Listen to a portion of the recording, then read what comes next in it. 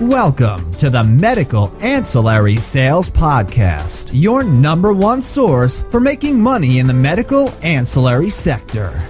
Mike and Viv bring you the latest information from lab services, pharmacy, diagnostic testing, and so much more. The latest in ancillary services will be right around the corner.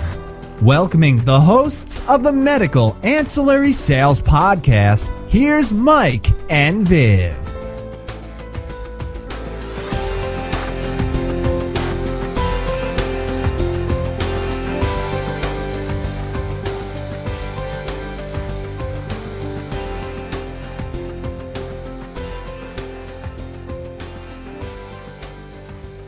Hello and welcome to the Medical Ancillary Sales Podcast. I'm your host, Michael Berg, and joined as always by Viv Hudson. Viv, happy Wednesday. Thanks. It's hump day, and here we are. Today we do have another special guest, one of our very own. So I'm pretty excited to introduce, I'm going to say the first name, and I'm going to let our guest say his last name because he says it so beautifully. So is that okay? So it's Danilo Mescaliado. There you go. See, I can't say it like that. So you just made all the Australian in me. You made all the female listeners weak in the knees when you said that. There you go. So Danilo, thank you for getting on today. Yeah, and Danilo is a very successful rep, and I know I've gotten requests from other people asking to hear from successful reps in the field, and specifically Danilo just brought in a new account for the Gene ID carrier screening, which we've had a lot of positive feedback about, and a lot of people are out there pounding the pavement pushing this solution. So Danilo, I'm going to pick on you a little bit and let you talk about the deal you just brought in. So thanks for joining us. Thank you. Thanks for having me. Most of the time I really need this podcast to help me out when I go out on the field. So I frequently listen to the podcast in my car. And with regard to the specific ancillary, it was mentioned that we should focus on OBGYNs and women's health. And so I use my WebMD and Yelp. And to manage my routing, I also have a mapping program called Microsoft Streets and Chips, which is unfortunately no longer in production, but I still use it. And it helped me target these OBGYNs in one neighborhood. And in this one area, there was at least 6 groups. And so I went to each one and find out who was willing to sit down with me, and went from there. So you're telling me you just started from scratch. You didn't have relationships with them. You just looked up OBGYNs in your local area, put them in your map plotter software, and thought, I'm just going to hit them all up and see if any of them will talk to me. Yes, exactly. Actually, I wasn't in my local area. I was actually about 2 hours away. I was attending another networking meeting, and I said I might as well pull up some offices and see where I can get to. So, do you mind if I ask? I put you on the spot a little bit, but what was your approach as you go into these practices? What's the first thing out of your mouth? Well, basically, I asked them if they are currently doing any genetic screenings for these carrier, for a specific carrier. So we are testing 62 different genetic mutations, and so I would ask them exactly what screenings they do for newborn babies or for people that are planning a family. And I'm guessing that you found that most, if not all of them, are already doing some form of genetic screening. Yes, a lot of them would. They're just not doing it. They're just not doing as comprehensive a panel. Is that what you were running into? Exactly, and I, specifically asked, so how are you doing these, exams? And some of them have actually mentioned blood draw, and another office, the one that I was actually able to schedule an appointment, it was specifically mentioned that their providers do not like the spit tests, the ones that require sputum. So I, told her, well, ours use a mouthwash. and a little bit bearable, and they don't have to do it in front of the providers. They can go to the bathroom and do the mouthwash and put it back in the container. So they like that a lot. So the key selling points that you used were the 62 different gene mutations. So that's over and above what most of the doctors are currently performing, plus the simplicity and confidentiality of the test, that the patient can go into the bathroom to do the test. So they would be the key selling points that you use, or was there anything else? I also, if I have the website of a specific office, a group, I look into see and find out what the biographies are for specific providers. In this particular office, I found out the provider was his heritage is, of Jewish descent, and also the other provider was of African descent. Right, so certain ethnicities are more prone to some of these genetic mutations, so that's why you chose those particular nationalities to target. So that's pretty smart. So what steps, like we haven't had this particular solution that long, and you've been out promoting it for all of maybe 2 weeks, 3 weeks Yes. at the top, Yes. and you've got your first account in. So what steps did you take to close the sale? Did you actually have to return to the office a number of times, or tell us how that panned out? Actually, the very first time I went into this office, from the moment I met the receptionist at the front desk, I started asking questions because they were part of a large group practice, over a dozen doctors, and they had about 10 different locations. I needed to be specific as to which doctors actually came into that location. Were they just all OBGYNs? Were there other specialties that were coming in? And they told me basically the two medical doctors were OBGYNs, and they have a couple of nurse practitioners that would come in as well. And then from there, when I spoke with the medical assistant, I also asked about, how do they do the screenings, and which type of genetic mutations that they may be screening for. And then when I got to the practice manager, I also asked her specifically, because this is a large group, is this a corporate decision, or is this an individual physician decision to send for specific exams? And luckily, she said that each location makes their decision on their own.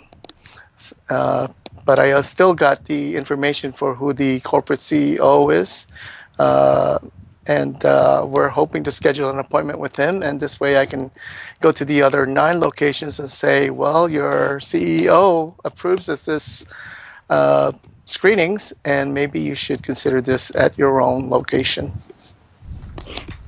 So Danilo, what Yes. is you just got the paperwork in. What is your strategy moving forward now? 'Cause as you know, just getting him to sign up, one person agreed to sign up, that's great, but you mentioned there's several providers at this practice. You have to get buy-in from those providers. So what's your strategy moving forward?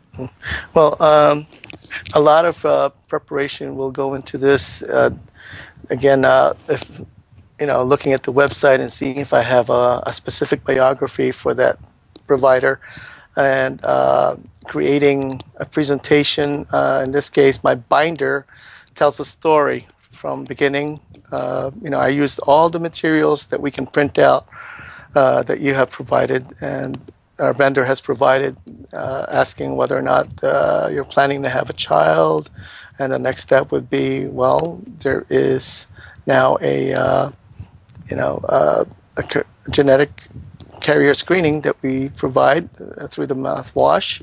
And then their next concern would be, is it covered by insurance? So I created a binder that told a story in that manner. And after that, I also have on part of the binder would be what happens now when they send it in, what type of paperwork is required from the medical necessity to the actual requisition to get the test done. Go ahead, Vivian. Did you feel like you had to have a lot of product knowledge to go in and sell this solution? Well, I like to be prepared before I step forward in front of a provider, because if they have questions, I would like to have at least some knowledge of the process. And, Jeremy Thomas, as a product a specialist, has been very helpful with that. Always utilize any resource I have. You both have sent me materials as well. I've sent several emails. If I have a question, I'm sure the doctor is also thinking that either same question or similar question. Again, whether it be insurance coverage, how do we prevent patients from getting a large bill, and that has been addressed by the vendor, that they don't do the actual test procedure until they verify from the insurance company that it's covered. And if it's not covered, they will contact the patient whether or not they want to move forward, and have an option of cash pay in a situation. So what I found when getting a new practice set up for, it doesn't matter what ancillary, but especially something like this, is to find a champion. Get that one person in the office that really buys into it, and have them help you out. And it sounds like you found that champion with this practice, correct? Yes, actually several. The manager likes the process. The medical assistant has been very open to letting us know what's going on inside the practice. The receptionist, again, she was very nice in telling me, you should go to this office. That's where the CEO is, and so on. So, I've been getting a lot of help again from the medical staff, not just the providers. The providers themselves, though, were very, very kind as well, and opening to. Very open to the discussion. Well, I'll tell you one thing that I see that's underutilized in medical sales versus other types of sales is asking for referrals. I don't see a lot of people doing that, and I've always done that and had a lot of success. If a doctor likes a service and they like you, don't be afraid.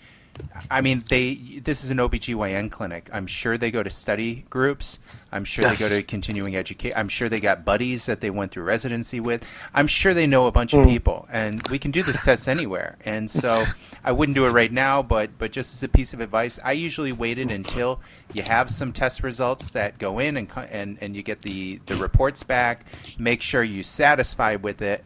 Does everything look good? And then once they're satisfied, hey, if they like you, they're going to want to help you out. I earn commission. This is my living, and if you feel like this is a great test and it provides a lot of value for your patients, please feel free. Leave some business cards. Feel free to pass this to any other doctors and let them know they can get in touch with me if they would also like to provide this screening test.